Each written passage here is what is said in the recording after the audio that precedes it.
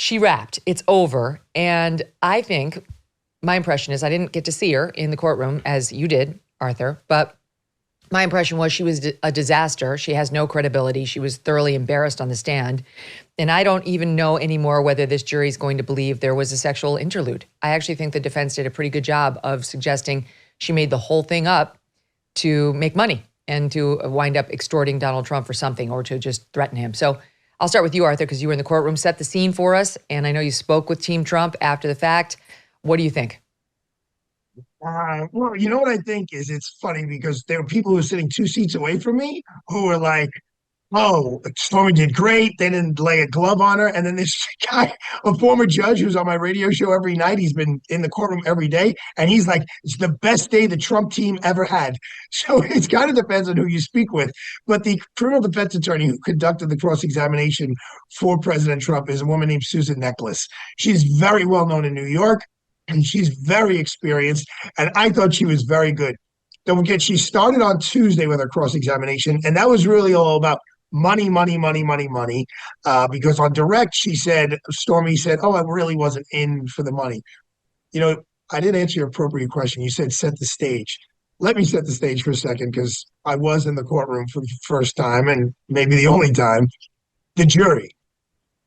The jury, I always look, Megan, on how jurors dress. If they're not told by the judge how to dress, because old school judges used to say, like, dress like you're going to Sunday services, they don't do that anymore. But the jury dressed in a very appropriate way. Like, you could tell they're going somewhere that's serious. There's no jeans, there's no ripped clothes, there's no hoodies. They're all dressed in, like, we're down for business. And when Susan Neckles was really hitting it, it was a tennis match. I looked at the jurors. They're looking at Stormy. They're looking at the defense attorney. Stormy was dressed in a black jacket with a bright green top. She's a big woman, coming on and off the stand. She's tall. No one would ever use the word petite to describe her. And at times she was there, especially towards the end when she was kind of figuring out like what this is all about. And she was angling her body towards the jurors answering the question. But I And think crossing the your real arms. For the listening audience, you're crossing your yes, arms I'm tightly. sorry. Yes, so I'm crossing my arms and cheating towards the jurors and starting more to talk to the jurors than to Susan Neckles. But I thought the highlight of the cross-examination was towards the end. There were kind of two highlights, but she said to her, the question was, and you've written 150 adult film scripts yourself, haven't you? And Stormy was proud. "Oh, yes, I have. Yes, I wrote them all myself." And those are all fiction, correct? Correct. And those are stories that you've made up about men and women having sex in different scenarios. Correct, correct. So you're an expert creating fictitious stories that never happened, that aren't real. And she goes, "Well, the sex is real in those stories, like the sex was real here. And if I was making up this story, I would have made up a better story." But the point came across that, like, she's done this 150 times. She's made up these stories. And then the other highlight kind of was just at the very, very end. It was a question that Susan Neckles wasn't looking for an answer, was, "You don't know anything about how Donald Trump writes his checks, right?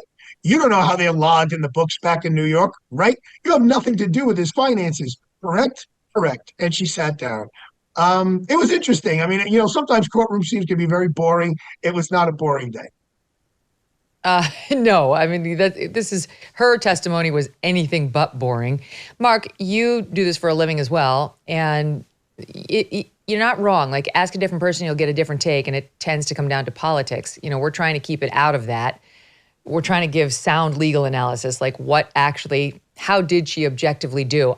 Maybe you can't take politics out of this because in New York, the jury probably isn't in love with Trump. There might be a couple, but if you can be objective about it based on what we've read, how do you think she did?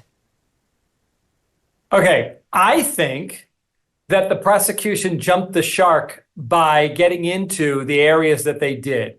And for those not familiar with that, the same cringy, bizarre feeling you got when Fonzie was water skiing over sharks, we got when Stormy Daniels, in a fraud trial, testified to the former leader of a free world, laying in his boxers, posing on a bed, about to allegedly commit an extramarital affair. We shouldn't have that image in our head. it was problematic for the prosecution to get into those kind of details when I say to you in response to how did she do, it doesn't really matter.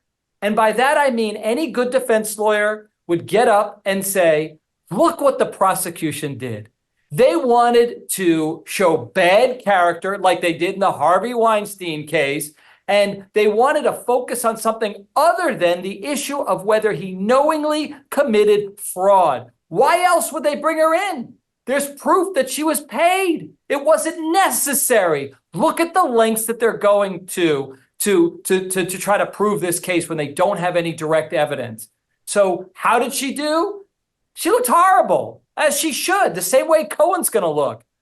And I think that the defense can make a lot out of it in closing argument if they do.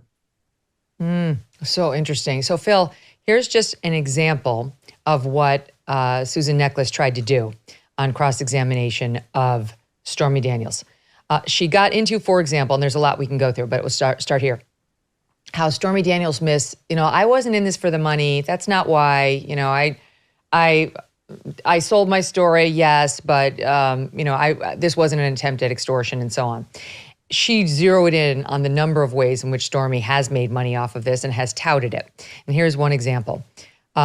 She showed tweets beginning March 30th, 2023, the day Trump was first indicted, celebrating the criminal case against him, per Katie Phang of MSNBC, who, were reliant on the reporters for exactly the wordage that happens, the verbiage inside the courtroom.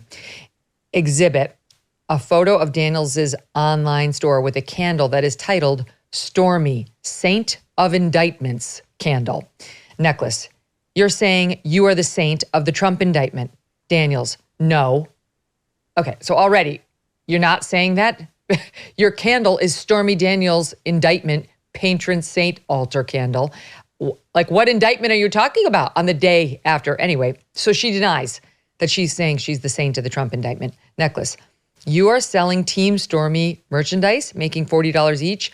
Daniels, no, I was making about $7. Okay, but the point's taken, right? You are selling Team Stormy merchandise. Necklace, do you plan to continue selling your story? Daniels, I plan to continue to do my job and fund my extraordinary legal bills. Necklace, you have an online store. You are bragging about getting President Trump indicted. Daniels, I got President Trump indicted. Necklace, aren't you bragging about that? Daniels, no. Just look at the damn candle. Here's the last bit of it, per the New York Times. Necklace, you're celebrating indictments by selling things from your store. Then Daniels goes to, not unlike Mr. Trump. So it's no longer no. Now it's, yes, I'm doing it, but Trump cashes in on things too. And so that's it on the candle and the money. This is not a credible person, Phil, and we can keep going through the examples. Yeah, there was testimony, Megyn, that she would turn down or cancel media interviews because they weren't going to pay her. Anytime a witness takes the witness stand, when they sit in that chair, their own credibility is always an issue in the case. And she may not be a convicted fraudster like Michael Cohen, which we'll see next week.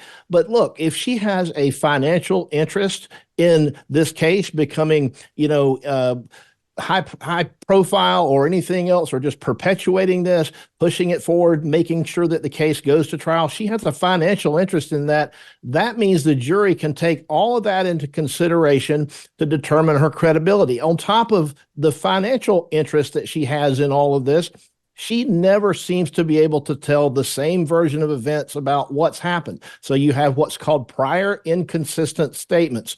These lawyers did a very good job, I think, detailing and chronicling those and going through them item by item by item to show the jury in a much better way than I could. I can't keep it straight in my head, but they chronicled all of the different statements that she's made and how it has changed and morphed over time. And I think this whole thing about her being a fiction storyteller in terms of writing scripts about fictional sexual encounters, I think that was a work of art by the defense team. They did a fantastic job, Megyn, in my opinion, with a witness who should not even have been on the stand in the first place.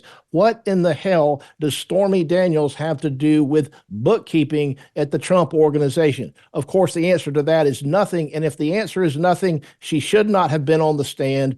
Judge Merchan has showed his bias. He's biased against the defendant in this case. And he's risking reversible error just by allowing the prosecutor to call her.